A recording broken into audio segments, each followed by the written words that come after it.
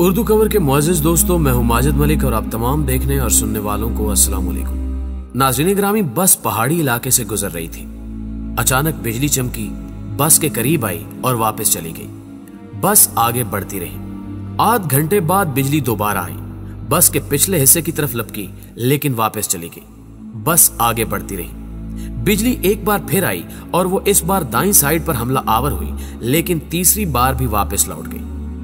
Driver समझदार था, उसने गाड़ी रोकी और ऊंची आवाज में बोला, भाइयों, बस में कोई गुनाहगार सवार है। ये बिजली उसे तलाश कर रही है। हमने अगर उसे न उतारा तो हम सब मारे जाएंगे। बस में सरासीमगी फैल गई और तमाम मुसाफिर एक दूसरे को शक की नजरों से देखने लगे। ड्राइवर ने मशवरा दिया, सामने पहाड़ के नीचे दरख्त है, हम तमाम एक एक करके उतरते हैं और उस दरख्त के नीचे खड़े हो जाते हैं। हम में से जो गुनाहगार होगा, बिजली उस पर गिर जाएगी और बाकी लोग बच जाएंगे। ये तजवीज काबिल अमल थी। तमाम मुसाफिरों ने इत्तेफाक किया। ड्राइवर सबसे पहले उतरा और दौड़कर दरख्त के नीचे खड़ा हो गया। बिजली आसमान पर चमकती रही, लेकिन वो ड्राइवर की तरफ नहीं आई। वो बस में वापस चला गया। दूसरा मुसाफिर उतरा और दरख्त के नीचे खड़ा हो गया। बिजली ने उसकी तरफ भी तवज्जो नहीं दी। तीसरा मुसाफिर भी साफ बच गया। यूं मुसाफिर आते रहे, दरख्त के नीचे खड़े होते रहे और वापस जाते रहे, यहां तक कि सिर्फ एक मुसाफिर बच गया। यह गंदा मजहूल सा मुसाफिर था। कंडक्टर ने उसे तरस खाकर बस में सवार कर लिया था। मुसाफिरों ने उसे बुरा भला कहना शुरू कर दिया। लोगों का कहना था कि हम तुम्हारी वजह से मौत के मुंह पर बैठे हैं, तुम फौरन बस से उतर जाओ। वो उससे उन गुनाहों की तफसील भी पूछ रहे थे जिनकी वजह से एक अजियतनाक मौत उसकी मुंतजिर थी। वो मुसाफिर उतरने के लिए तैयार नहीं था, लेकिन लोग उसे हर कीमत पर बस से उतारना चाहते थे। मुसाफिरों ने पहले उसे बुरा भला कहकर उतरने का हुक्म दिया, फिर उसे प्यार से समझाया और आखिर में घसीट कर उतारने लगे। वो कभी किसी सीट की पुष्ट पकड़ लेता था, कभी किसी राड के साथ लिपट जाता और कभी दरवाजे को जप्फा मार लेता, लेकिन लोग बाज ना आए। उन्होंने उसे जबरदस्ती घसीट कर उतार दिया। ड्राइवर ने बस चला दी। बस जो ही गुनाहगार से चंद मीटर आगे गई, धाड़ की आवाज आई, बिजली बस पर गिरी और तमाम मुसाफिर चंद लम्हों में जलकर भस्म हो गए। वो गुनहगार मुसाफिर 2 घंटों से मुसाफिरों की जान बचा रहा था। नाज़रीन ग्रामी, मुझे किसी साहब ने एक दिलचस्प वाकया सुनाया। वो तुर्की के रास्ते यूनान जाना चाहते थे। एजेंट उन्हें तुर्की ले गया। ये अजमेर शहर से दूसरे लोगों के साथ बर्फबारी का इंतजार करने लगे। सर्दियां यूरोप में दाखिले का बेहतरीन वक्त होता था।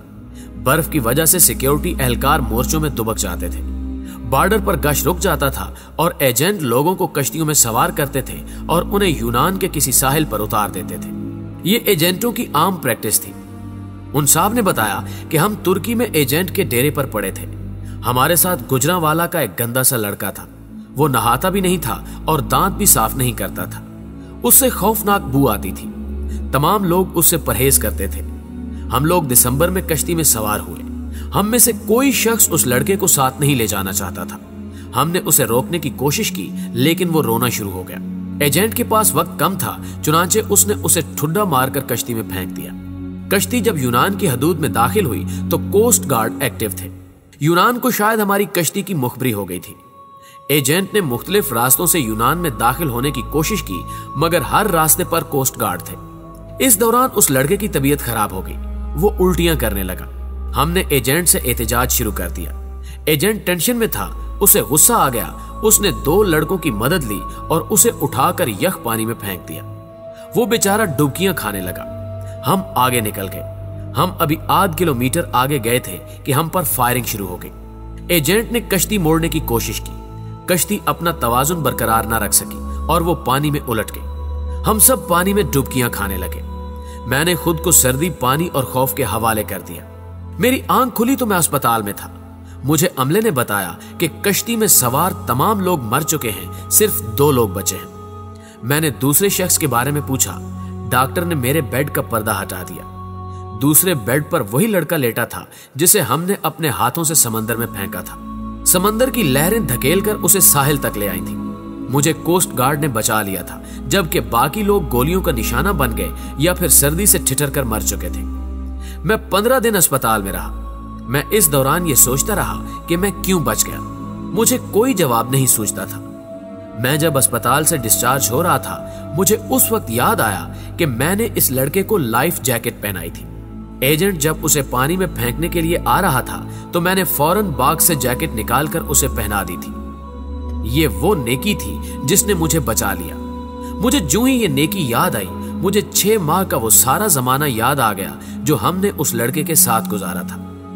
हम ना सिर्फ तुर्की में उसकी वजह से बचते रहे थे, बल्कि वो जब तक हमारी कश्ती में मौजूद रहा, हम कोस्ट गार्ड से भी महफूज रहे, यख पानी से भी और मौत से भी महफूज रहे। हमने जो ही उसे कश्ती से धक्का दिया, मौत ने हम पर अटैक कर दिया। मैंने पुलिस से दरखास्त की कि मैं अपने साथी से मिलना चाहता हूं। पुलिस एहलकारों ने बताया कि वो पुलिस वैन में तुम्हारा इंतजार कर रहा है। मैं गाड़ी में सवार हुआ और जाते ही उसे गले लगा लिया। मुझे उस वक्त उसके जिस्म से किसी किस्म की बू नहीं आ रही थी। मुझे मालूम हुआ कि मेरे साथियों को उसके जिस्म से अपनी मौत की बू आती थी। ये उन लोगों की मौत थी जो उन्हें उससे अलग करना चाहती थी, और जो ही अलग हुए सब के सब मौत की आगोश में चले गए। नाज़रीन गिरामी, मेरे एक बुजुर्ग दोस्त जवानी में अरबपति थे, लेकिन उनकी जिंदगी का आखिरी हिस्सा उसरत में गुजरा। मुझे उन्होंने एक दिन अपनी कहानी सुनाई। उन्होंने बताया कि मेरे वालिद मिल में काम करते थे, गुजारा मुश्किल से होता था। उनका एक कजन माजूर था। कजन के वालिदैन फौत हो गए, उसके आगे पीछे कोई नहीं रहा। मेरे वालिद को तरस आ गया और वो उसे अपने घर ले आए। हम 5 बहन भाई थे। घर में गुर्बत थी और ऊपर से एक माजूर बच्चा सर पर आ गया। वालदा को वो अच्छे नहीं लगते थे। वो सारा दिन उन्हें कोसती रहती थी। हम भी वालदा की वजह से उनसे नफरत करते थे, लेकिन मेरे वालिद को उनसे मोहब्बत थी। वो उन्हें हाथ से खाना भी खिलाते थे और उनका बोल बराज भी साफ करते थे और उन्हें कपड़े भी पहनाते थे। अल्लाह का करना यह हुआ, हमारे हालात बदल गए। हमारे वालिद ने छोटी सी भट्टी लगाई। ये भट्टी कारखाना बनी और वो कारखाना कारखानों में तब्दील हो गया। हम अरबपति हो गए।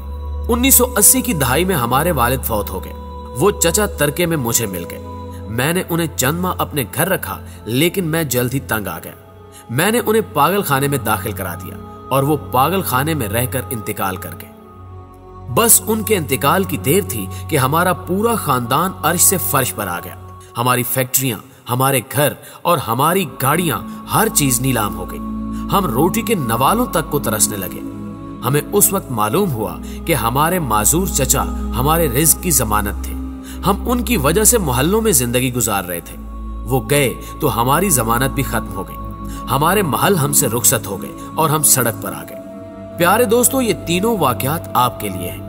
हम नहीं जानते कि हम किन लोगों की वजह से जिंदा हैं, हम किन की वजह से कामयाब हैं और हम किन की बदौलत मोहल्लों में जिंदगी गुजार रहे हैं। हम ये भी नहीं जानते कि हम किसको बस से उतारेंगे, हम किसको कश्ती से बाहर फेंकेंगे और हम किसके खाने की प्लेट उठाएंगे, और वो शख्स हमारा रिज्क, हमारी कामयाबी और हमारी जिंदगी साथ ले जाएगा। हम हरगिज नहीं जानते, लिहाजा हम जब तक उस शख्स को पहचान नहीं लेते, हमें उस वक्त तक किसी को बस, कश्ती और घर से निकालने का रिस्क नहीं लेना चाहिए, क्योंकि हो सकता है हमारे पास जो कुछ हो वो सब कुछ उस शख्स का हो, और अगर वो चला गया तो सब कुछ चला जाए, हम न रहे, मट्टी का ढेर बन जाए। प्यारे दोस्तों, हमेशा की तरह मुझे उम्मीद है कि आज की ये वीडियो ना सिर्फ आपको पसंद आई होगी, बल्कि आपके इल्म में खातिर खा इजाफे का बायस भी बनी होगी। अगर आज भी आप इस वीडियो में की गई बातों से इत्तेफाक करते हैं तो इस वीडियो को लाइक करते हुए अपने दीगर दोस्तों के साथ फेसबुक और व्हाट्सएप पर जरूर शेयर कीजिएगा। न्यूज चैनल पर नए आने वाले दोस्तों से गुजारिश है, अगर उन्होंने अभी तक हमारा चैनल सब्सक्राइब नहीं किया तो इसको सब्सक्राइब करते हुए साथ मौजूद घंटी के बटन को भी दबा दें, ताकि हर नई आने वाली वीडियो की नोटिफिकेशन आप तक बाकायदगी के साथ पहुंचती रहे। दोस्तों, आज की वीडियो में बस इतना ही। जल्दी हाजिर होते हैं एक नई मालूमाती, इल्मी और इंटरेस्टिंग वीडियो के साथ। तब तक के लिए अपना ढेर सारा ख्याल रखिएगा। अल्लाह हाफिज।